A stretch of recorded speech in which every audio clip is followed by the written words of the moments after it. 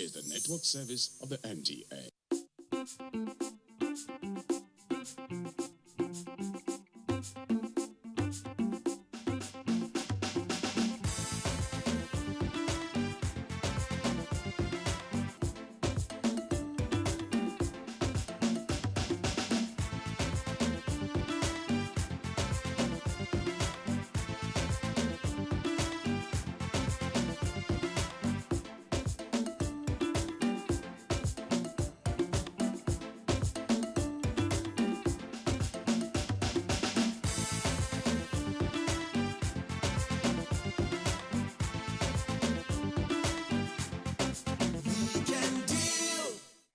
Things which matter most must never be at the mercy of things that matter least.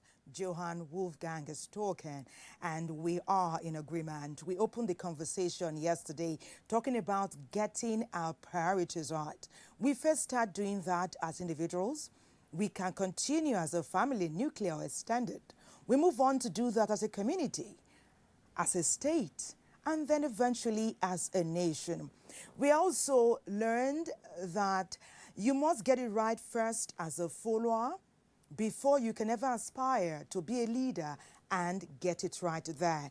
We had a chat yesterday with Barrister Emmanuel Oche.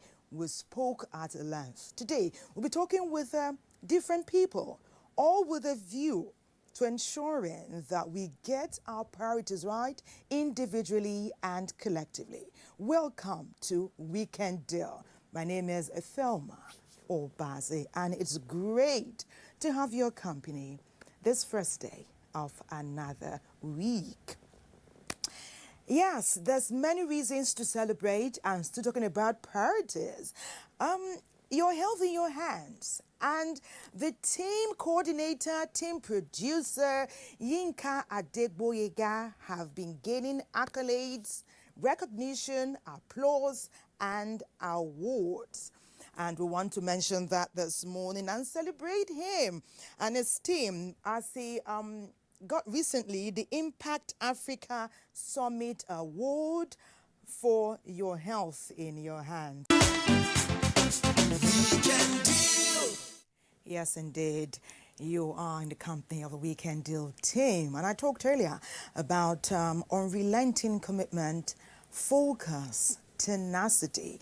And that's what Yinka Adegboyega has exhibited over time with his program, Your Health in Your Hands. It's a health, lifestyle and wellness program.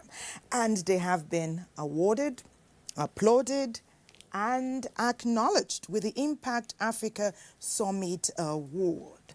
Let's highlight the steps recently.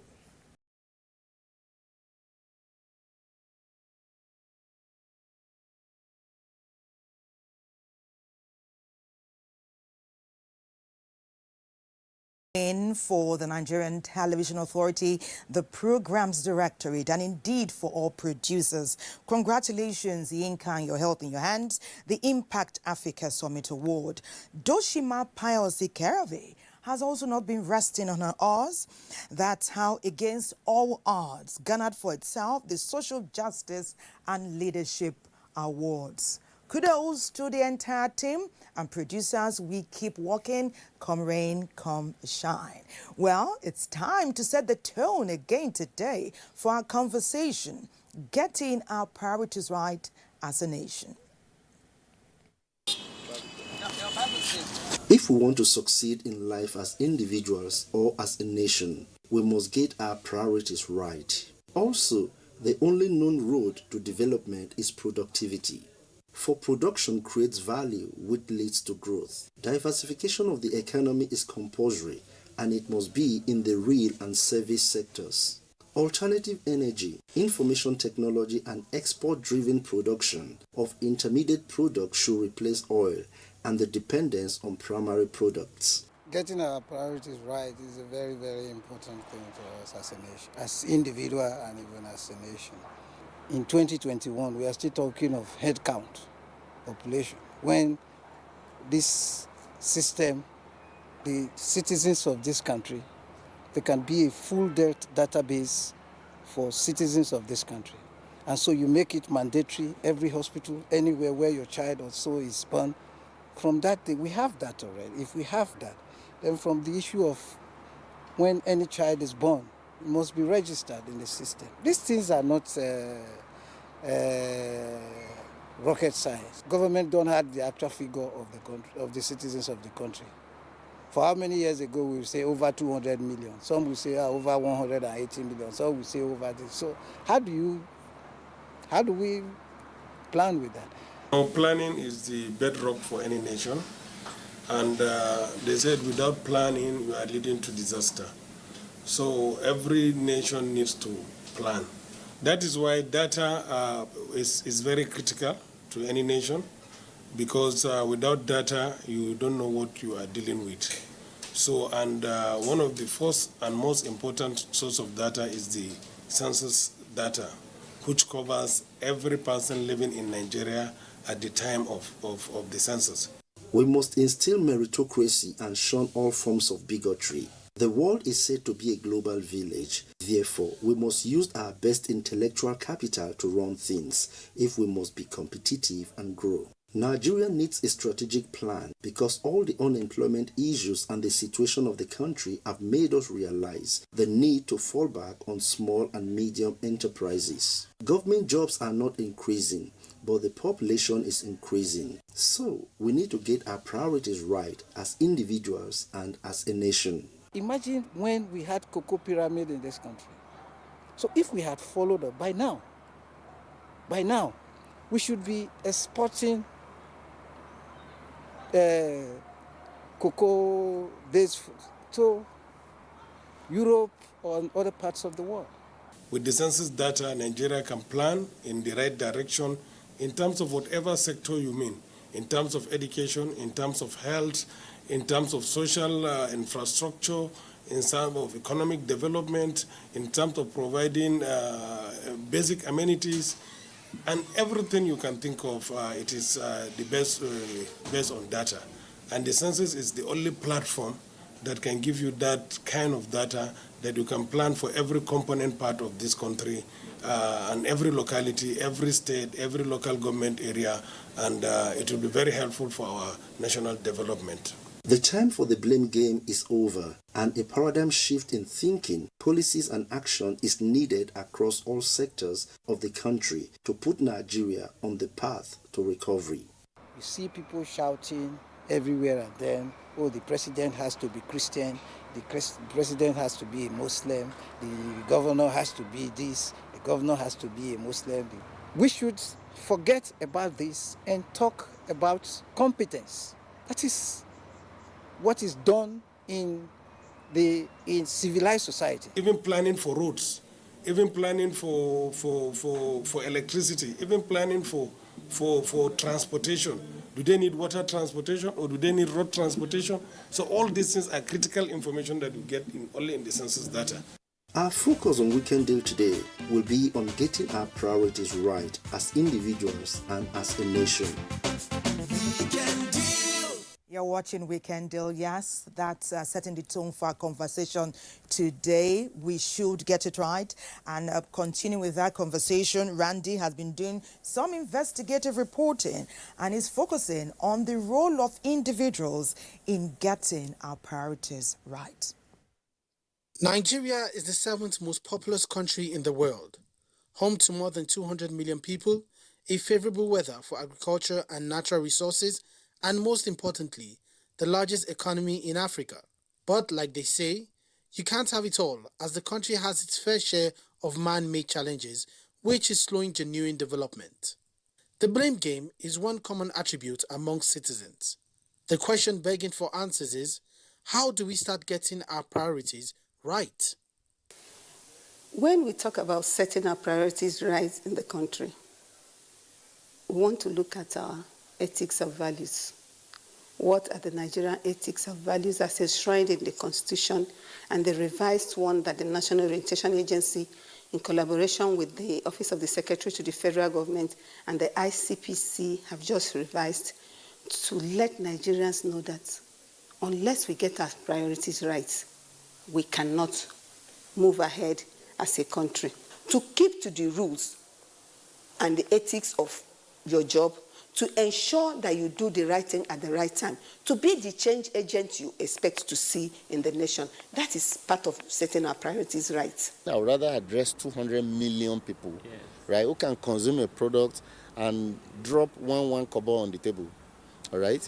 Government will hopefully put their mouth behind, or their actions behind, all the policies that they have created. We have enough policies to support local content. We have executive order. We have everything. But are they really enforced? Maybe no, or not enough. Can be better. So my own advice is to Nigerians: use made in Nigeria products. Different people, different opinions on how to get our priorities right as individuals. I think it has to do with family. Like your family, you know, when your parents train you that stealing is not good, fighting is not good, you grow up with that mentality. And then when you see somebody fighting, like myself as an example, when I see little kids fighting, I try to stop them. When I see person is doing wrong, as me personally, I will only correct him by telling him, this is the right thing, stop this, so that all of us can go together, move together to make the country go better. To obey the law of the land, number one, to follow it and adhere to it strictly. That's the only thing I can do as a citizen of the country, and to follow it according to the laws and procedure of the law.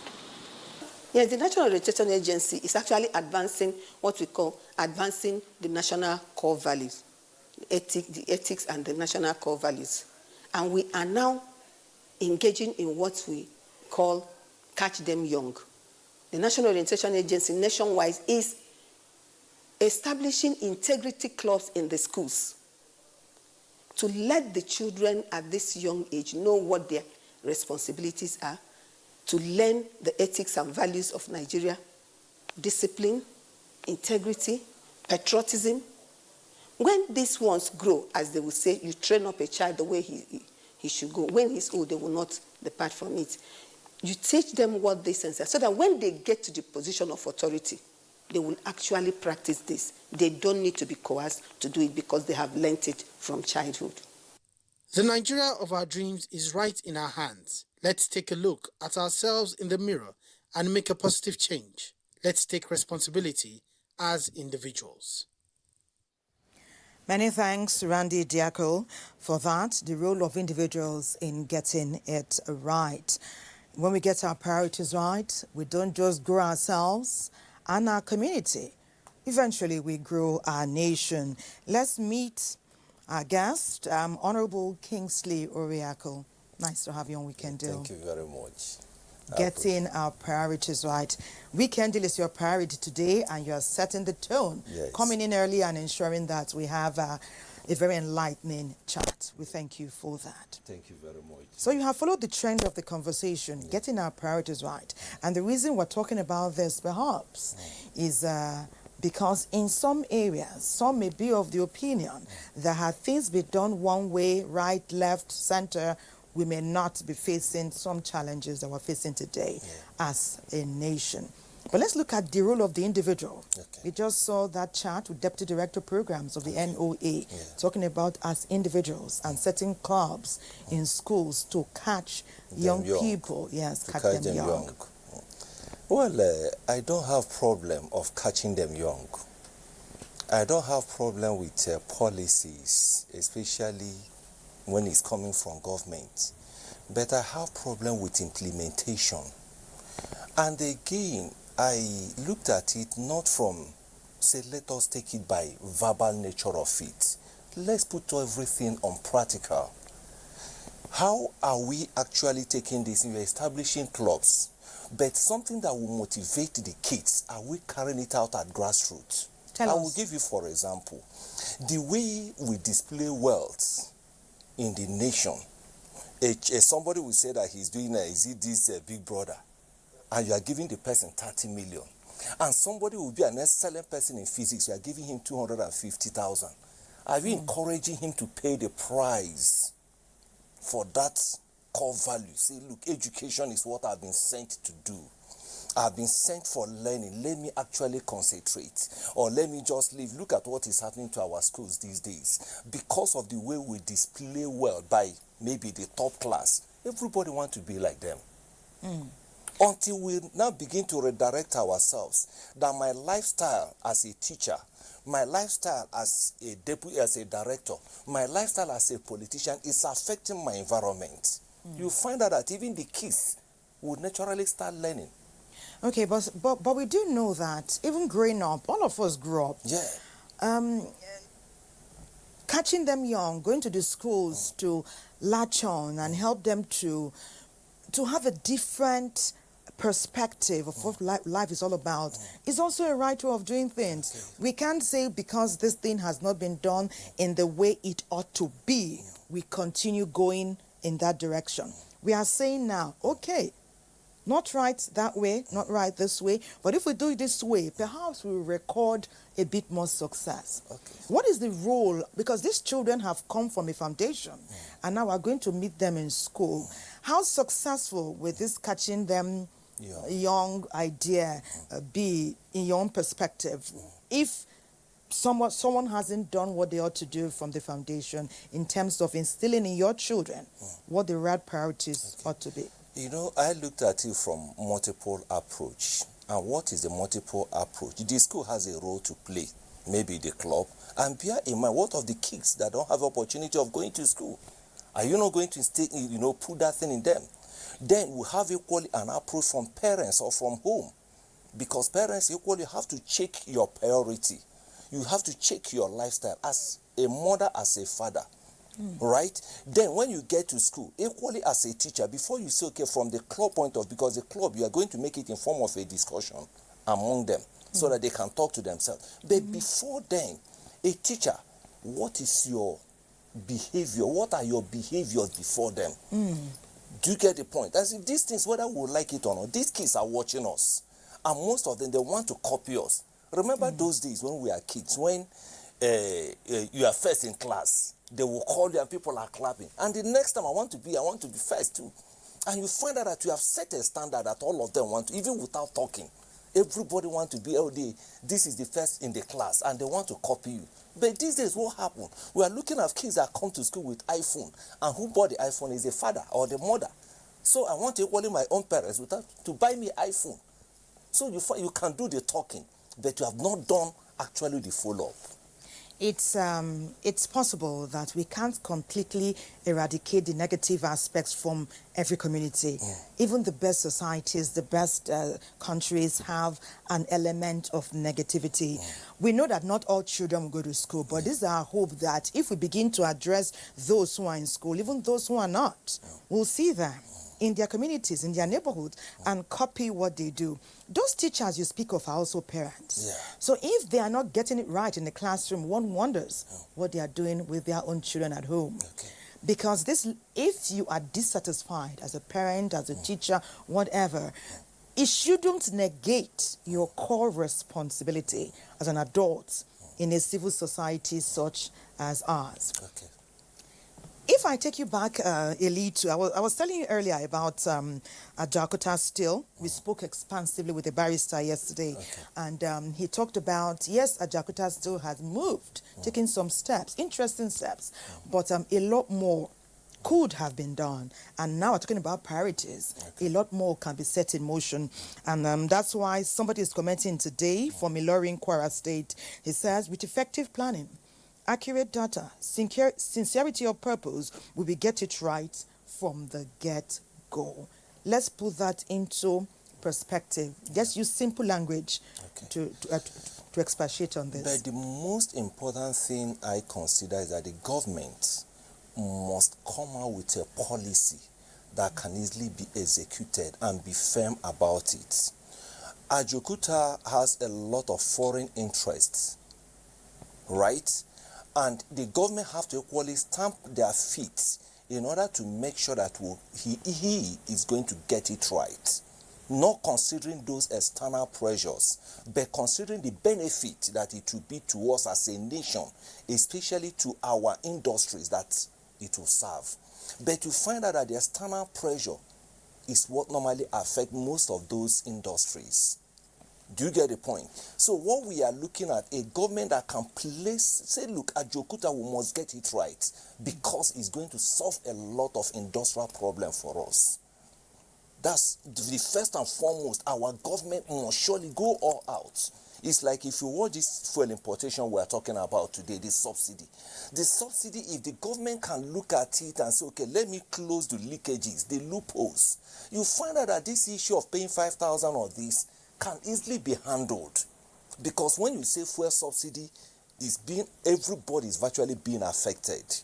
So Ajokuta still is, if we can get it, this unemployment we are talking about is going to serve the purpose. But the issue, I can tell you, the external pressure about not getting it right in Ajokuta is our main problem. So if we can get a government that can take it as a priority, if not any, let it be one of the things that we are going to achieve as a head of state, so that let it be on record that, look, you set up this in being functional. Someone also reached us via our social media handle and is telling us that government should make it mandatory that if you come in and meet ongoing projects, you must focus on them and complete them. Okay. How do you see that? It's not meeting it and continue on that, but it's equally to tell the other person, don't carry an elephant project you know you are not going to complete before, because most of those projects, you look at of what economic value before you take it. And you can tell you most of those going on, somebody will come and chip in a project you know the finances of the state cannot handle within the frame or time frame. But you just let it be on record that during campaign I say I've done this, I've done that. But you know you can't. And now you are carrying over, you are handing it over to, without knowing that the economy of the state as maybe tomorrow, whether it can carry it. Automatically you are handing over a difficult situation. So let it be on record. Don't carry any elephant project. Any project you know that your tenure cannot finish, don't start it. I like the word elephant, that means something that is huge and is unlikely bigger than you to be completed. Something bigger than you. Yeah. And Engineer Honorable Orakuba, come in. Let's look at the health sector now. Okay. Of course, you are in great health. It shows. You are a picture of great health. And it is obvious that for you to undertake any project, any idea and succeed, it must be health first, don't you think? Yeah. So let's see, our health sector in Nigeria, where are we now? Aspire for a great, well-paying job, a nice family, a nice house, a luxurious and spacious car. It's after all this that they begin to pursue health. Perhaps to truly enjoy life, it should be health first. What we have done about it is to ensure that the money meant for basic healthcare provision fund is utilized accordingly. Because we have seen this money from the CPN, it trickled down to the primary health center. It also meant for provision of basic healthcare packages, so that every individual that goes there, he will get basic healthcare package. When COVID-19 was first mentioned in the world in 2019, it was with alarm and trepidation. After 24 months and combined with accelerated research, there is talk of biovaccine. Will it be made in Nigeria? The federal government went into bilateral agreement between them and the May and Baker. They came up with a company that they call biovaccine. And biovaccine is an arrangement between the federal government, where May and Baker have 51% and the federal government have 49% share equity. And it is this arrangement now is aimed at going to produce vaccine locally. The Nigerian government will provide that fund, while May and Baker will come with technology, manpower to ensure that the vaccine production started locally. The health budget has been scaled up. Equipment is being provided at many hospitals and healthcare centers. Is Nigeria ready to adequately cater for patients with life-threatening diseases? In the developed world, the COVID has ravaged them so much, to the extent that they have lost so many of their human resource for health. A lot of healthcare workers succumb to COVID, and opportunity opens. So they have declared a lot of vacancies.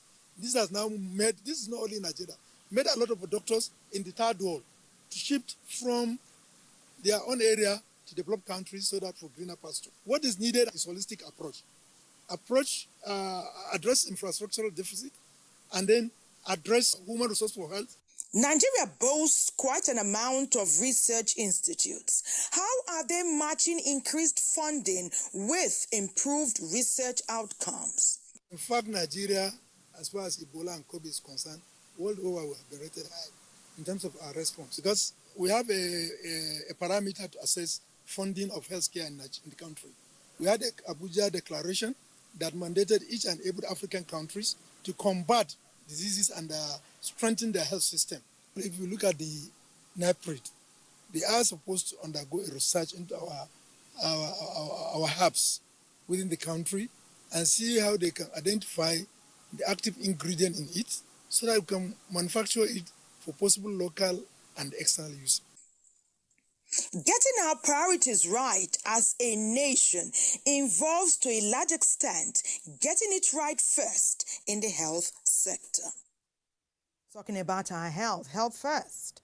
If you want to be an engineer, a medical professional, a nurse, a fashion designer, it's health first. Yeah. Let's look at our health sector. Yeah, a picture of health. Yeah. Is it because you're spending lots of time taking your drugs, you do lots of exercise, you rest well? What exactly is your secret? What should we imbibe as a nation? Okay, the first and foremost is that we have to check our habits. We have to, our habits, the things we eat, the things we do, and actually equally our environment. Our environment, if you notice what happened recently, maybe in Air Force Base, I think I told them specifically the soccer way of that environment is having problem. And it's equally happening to many our houses, even within Abuja, because the houses have actually been long when it was built. And the owner of the house has never bothered to done maintenance maybe in the last 5 years. But you keep on collecting rent without the maintenance in your house.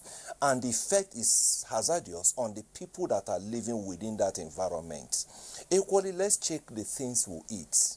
Carbohydrate is more in our environment than any other thing. And again, that's what we can afford by the reason of the economic situation of the country, right? So when you talk about balanced diet, say a Nigerian will tell you he doesn't understand what you are talking about. Right, because what determines what you eat is your pocket, not what you want. Right, so but we can do the best we can with fruits and vegetables. Those ones are affordable. But let's look at the health sector as a nation, getting our priorities right in the health sector.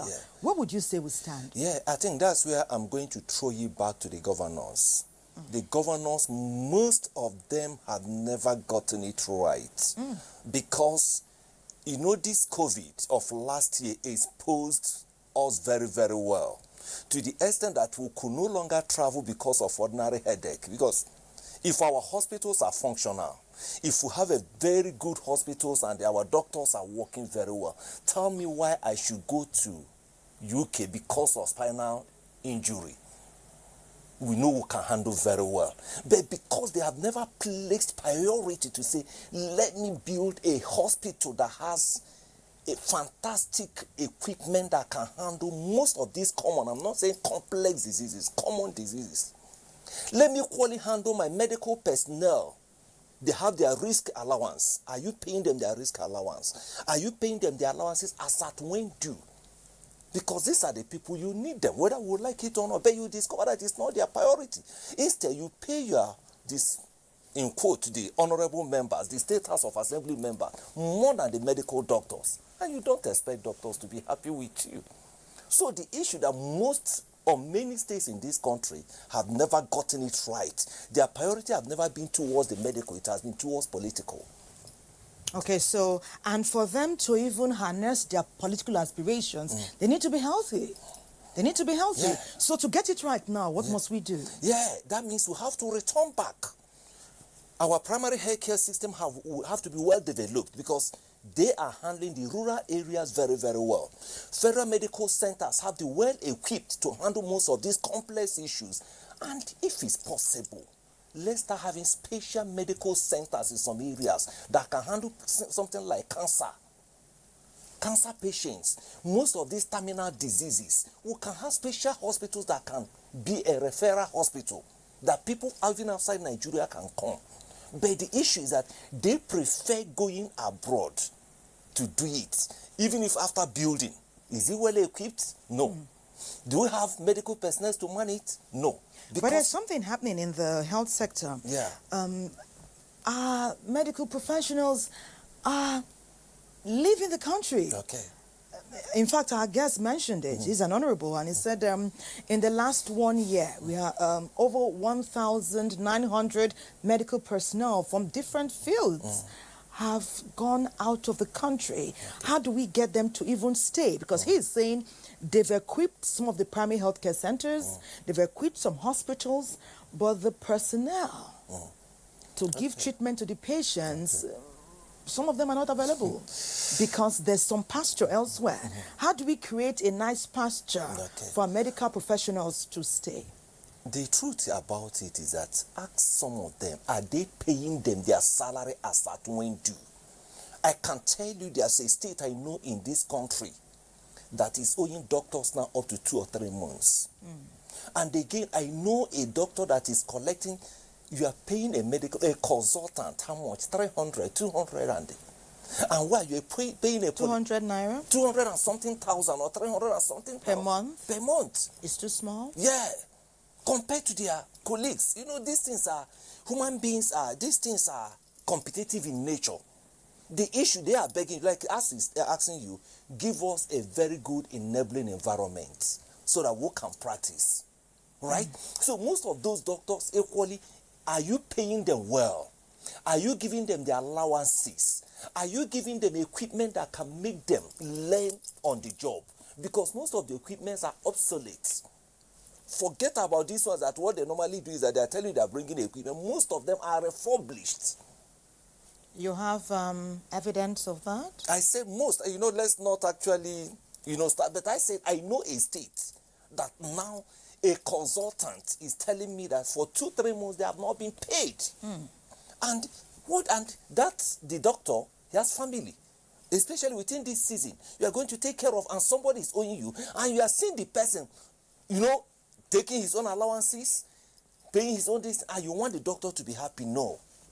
They also have bills to pay. Yeah, they also have bills to pay. We will come back because we were talking earlier about local content, so that we can see how we're even applying the talent and skills of Nigerians who are trained in some specific skill sets. But for now, we'll take a break. We'll come back. We're talking about priorities as a nation, getting it right. You're watching Weekend Deal. We're doing it together. We're reading your messages. We're glad you are taking time to interact with us. We want to hear more from you as we're talking about getting our priorities right as a nation. You have your role as an individual, but that role must come to the collective so we can work together as a nation to get it right in different sectors. We have talked about many areas. Now let's talk about what is on the lips of many is a recurring decimal. How to diversify Nigeria's economy and not platform all our hopes, aspirations, and goals on oil. From NTA Ibadan, some research has been done. Let's learn. Diversification helps to manage and provide a stable growth and development in any society. Successful diversification is important for global growth and also for developing countries to increase the quality of lives of their citizens, create jobs, and grow their economy.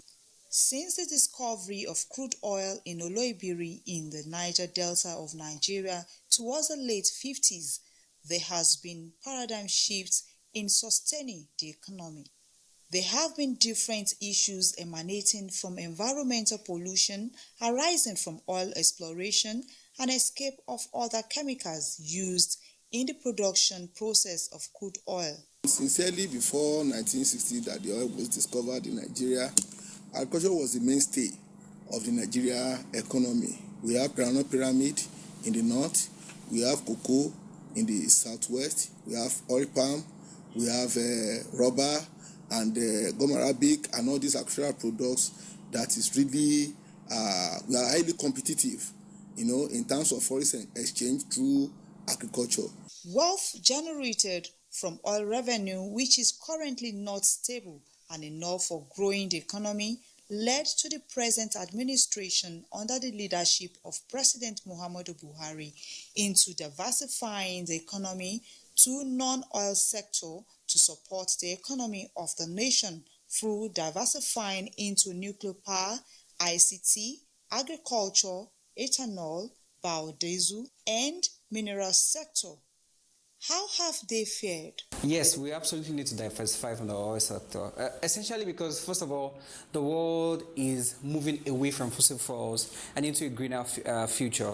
I mean, we hear a lot about climate change, and climate change is here, it's real. And so the world is gradually moving away from polluting vehicles to green vehicles, from polluting energy to green energy. And so the future of the world is green. The future of the world is green. In order for us to have a better planet, we need to, invest heavily in solar and move away from fossil fuels. Now, as the world is moving away from fossil fuels, what will happen to the oil that Nigeria is producing? Nobody will buy it. And this is already happening, right? So essentially, Nigeria has to move away from fossil fuels because that is not sustainable in the short term. And in the long term, it's doomed for us. Also because our economy is so reliant on oil that any fluctuation in oil price directly affects our revenue as a country. And that is not a sustainable way to plan, right? It's not good, it's not healthy for the economy of the country. And also because this over-reliance on oil has made us lazy, essentially. Dubai discovered oil around the same time Nigeria discovered oil, and Dubai took that money and reinvested into tourism. Are they being that Nigeria invests much money in mining sector? We will be getting much money from it, more than oil sector. Just invest as how you invest in oil sector. You will be getting more than thousands of dollars from this mining. Even though you will leave oil sector, this fluoride as it are now, if it's a clean one, we have a yellow fluoride, you have blue, you have green fluoride, and we are selling this thing per gram. This is more than 300 grams. If we are selling this $5 per gram, we know how much it will cost to convert to Nigerian money. It's more than 2,500 naira. So times 300 grams is money. So it's more than a barrel of crude oil that they are selling like $75 per barrel. If we expand it, so everybody will have money. And federal government will be relieved from borrowing money from another country. Now government is now encouraging the youth, and that is the way to go. Most of these youth that have left farm as a result of white-collar job, and the white-collar job is no more there. Now we need to encourage young populace in Nigeria to go back to farm, to replace the aged farmers. Is to go back to what was happening in the past, to have agricultural settlements. Government is now trying to look to make sure they encourage the youth. Everything that we can see in the developed area can be taken to the farming areas so that these youth will have access to good roads, they have access to medical facilities, they have access to school, so that we encourage them. Then the issue of adding value, that will be, many other industries that are closing down. Talk about the cotton that was being produced in the north. A lot of textile industries closed down as a result of this cotton that went to the lowest ebb. But now with the production of cotton, many of them are getting revived and will be able to also export. And with all this foreign exchange on all these, different areas of agriculture, we're able to sufficiently forget about earnings that we have from oil boom. In achieving all this laudable alternative diversification of the nation's economy, every citizen must be patriotic and support all government policies, bearing in mind that we must get our priorities right as economic growth creates wealth, well-being, and also increases the capacity and supply of public goods and productivity. Thank you, NTA Ibadan. Yes, we should get our priorities right. Not just indoor, we should get it outdoor. We should abide by the policies and laws that govern us. We do it individually, we'll do it collectively so that Nigeria can diversify from oil. We're talking with Honorable Kingsley Oriako. Yes. Now, the focal point is diversifying Nigeria's economy.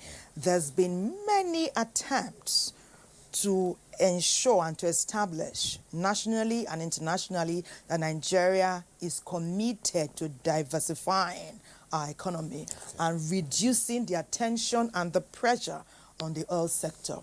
How are we faring? Well, we have not all that gone too far, because if you notice from our states, every month, every accountant general of the state, everybody start rushing to Abuja to come and collect the so-called, allocation. And you find out that the question many Nigerians have asked, how many states can pay salary without federal allocation? And if you notice what God have done for this nation, there's no state in this nation that don't have 1 or 2 or 3 natural mineral resources that they can actually start, tapping or start mining that will help in boosting the economy of that state. There's no state in this country. And apart from that, we have our commerce have not been properly developed. Go to Kano. Those days in Kano, you see, you have many markets in Kano. You have Kori market, you have, what do you call it? These are Telzas market. These are IGR of Kano would have been sufficient to run Kano without Abuja. Very, very, very well. The economic activity. Let me remove Lagos. Go to Port Harcourt again. Port Harcourt has a tendency for industrialization. But the issue is that most of our industries cannot survive the test of time because of infrastructure. When you talk about infrastructure, that is one of the things that is crippling our industries. And that's equally our governors. Let me not equally maybe point something about it too much. Our leaders have not actually looked another side apart from the oil sector. Everybody, because it's that golden egg, everybody is running after. But apart from that, there's other eggs that are more nutritious, are more fantastic, are more money yielding than the oil. But the issue is that they are blinded towards that direction and they don't want to look at it. Like I say again, go to places like Geshua. If you are going from Geshua to Hadija, they have water by this side, which they can naturally engage a lot of youths on fishing. And you know the importance of exporting fishing out of this country can mean a lot of money. Go to Maiduguri, for example. You find out that Maiduguri, that Chad, can give Nigeria, can not only Nigeria, can feed a lot of African countries with fish. How do we get it right? Yeah. How do we train young people, give them the necessary skill set? How do we utilize our local content? We have many already trained people with the requisite skills, but we find that sometimes we're looking outward. Some say we have what we need in here. Okay, you know that I think some time ago they signed a law and there's a policy about local content. Because I remember that if you are coming as an expert, a company is coming into Nigeria, there's some percentage of Nigerians you must surely accommodate. You know. The issue and the truth about it is that, are we actually taking it up? Because during the signing of the contract, you discover that you let it loose to the extent that the man that is coming determines everything without you enforcing that local content. Having a period by which our own people can start taking up. You can't imagine, take for example, you need a driver, you are bringing in a driver. From outside the country? Outside the country. Yeah, some of these engineers, during the days of telecom, when telecom, I worked with one of the telecom industry. You can't imagine a technician, ordinary technician that can repair this camera. You are bringing him from South Korea. And when we complain to the MD, I say, MD, we don't need this level because, But what will happen? Our MD will say, no, that is part of the contract that was signed. But automatically, most of the things that is what our Nigerian engineers will successfully handle. But the issue that our leaders don't know what it means to negotiate very well when signing this contract or giving them conditions of service when they are coming into our country. They allow those people to decide and determine how they run in our country. But in their own country, it's not that way. We dare not. Yeah. So if they are coming into our country, even some of this technology we are talking about, you give them 10 years, Within this period, our people should be able to start taking over because we have the capacity. An average Nigerian is an intelligent human being, both in the medical field, in engineering field, and even in the military. Look at even the police they are talking about. Our police that are going for these foreign operations, go and see their performance. Excellent. Go and see their performance. Then you ask yourself question, why is it that when you come within the border, the frame of Nigeria, they are not performing? That means something is wrong. Okay. Give them the opportunity to exercise themselves, to find out that they can perform. Yes. I must ask you to hold your thought there. Thank you. Very interesting contributions and angles. We go to NTA Abuja now. We're looking at the role of religious institutions in getting our priorities right as a nation. What is the role? Are they helping Nigeria get our priorities right? Putting it in the right perspective? NTA Abuja will tell us more. Every society is moralized by ideas, and ideas must work through the brains and arms of faithful men and women to help believers get their priorities right. It becomes worrisome that despite the proliferation of religious houses in Nigeria, crime and corruption is still perpetrated freely. Surprisingly, corruption has found its way into religion with the trend in promotion of wealth, power, pleasure, and convenience. Religious places, institutions like the churches and the mosques are meant to protect the society and promote the interests of the society. The means of doing that is always spirituality. The low level of spirituality in places of worship, religious institutions like the churches and the mosque, then no solution will be found in that place because the essence has been defeated. When materialism take over, you expect anything to happen in the church and in the mosque. That is the main problem. When religion leads, the society will follow. But when the religion follow the trend of materialism, then it has no essence of, or it has no way of changing or reforming the society. We have in our society the quacks. We have in our society people who preach, too much of what they can get. Somebody probably may drop out of school and just assume and say, I think I need to take the Bible, God called me. Some are there to even using, magic powers, dubious powers. Now we call them native doctors on suit. They are there.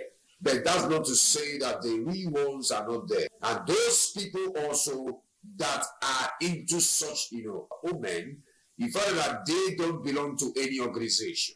And when you stand alone, when you don't have a mentor, you always have tormentors.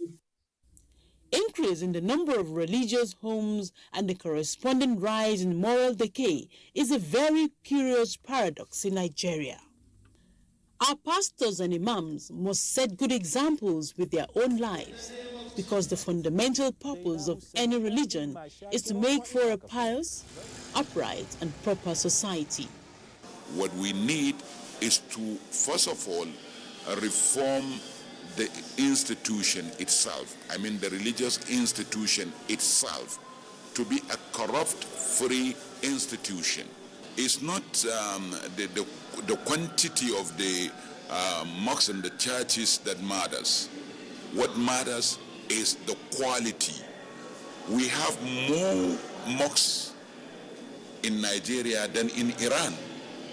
We have more mosques in Nigeria than in Egypt. So we have to go back to the drawing board and start looking for qualitative religious institutions. We need to change our attitude and start thinking of developing Nigeria. If there has not been, religious centers or churches, so to say, the rate of crime could have gone on a hyper increase, let me put it that way. And so, but what God has done is to use the presence of the churches, the religious centers to quell the explosion and implosion that could have occurred in this nation, it could have been more dangerous. There are powerful, great servants of God doing great things in this nation. Nigeria is getting better. It could have gotten worse. This must be rightly said about Nigeria, which is believed to be the most religious country on the face of the planet Earth.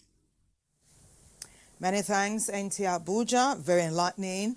We were taking a look at the role of religious institutions in getting our priorities right in Nigeria. Many people go to the mosque, they go to the church, and they listen to the leaders there.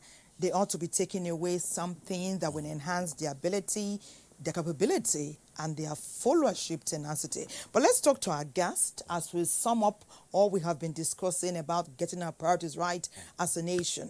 Let's put it all together. Okay. In anything that we are going to do, our policy should not be looked at today. It should be futuristic in nature. And again, any policy you want to that, you have to actually kind of place it on weight and see whether it can survive the test of tomorrow. And what is the test of tomorrow? Is it implementable? Is this something that is service-oriented to the masses, not to you as an individual? And finally, let us not be self-centered in our policies. Because look at the issue we are talking about, this electoral act or not electoral. If you look at it closely, you find out that some people are trying to defend themselves, not for the... Somebody is telling me that there's no network in your village. But you're a senator, and you have been a governor, and you are saying this, and you know indirectly you are not saying the truth. So please, the priority on what we are saying is that anything that we are going to do tomorrow, let Nigeria issue come first before your personal interest. Let any decision, let your state come first, not the money that you are going to make, because power is transient. You are going to leave that place after 8 years, not after 12 years. And then one day you are going to give account of your stewardship. So if your policies cannot survive tomorrow, automatically it will boomerang, it will affect you equally. Thank you very much. On a final note, Tony is reaching us from Asaba. He says he's listening to you very intensely, that he's learning, as is his family, and he hopes that all Nigerians are listening.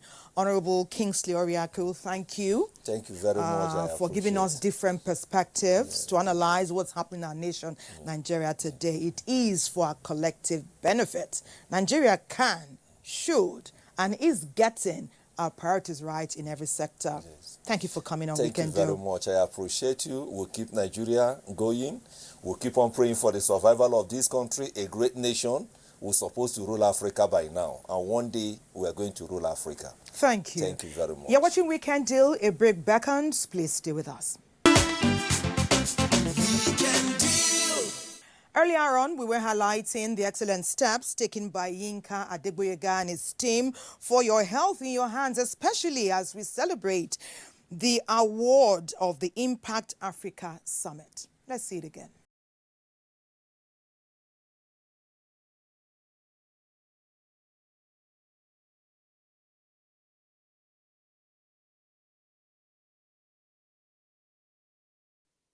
Kudos, Yinka, and your health in your hands.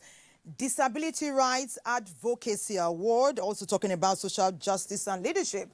That's Doshima Piles Ikerave with her package Against All. This is not the first award she's getting. We celebrate her for this and for all the others. And for all the producers who continue to work at the Nigerian Television Authority, and also for programs director, we say keep on, stay focused, be unrelentless in your commitment, be tenacious. Each and every one of us will get our turn. Kudos to Doshima and Yinka. There's more. There is more. There is more coming. In the next week, we get to see the total package.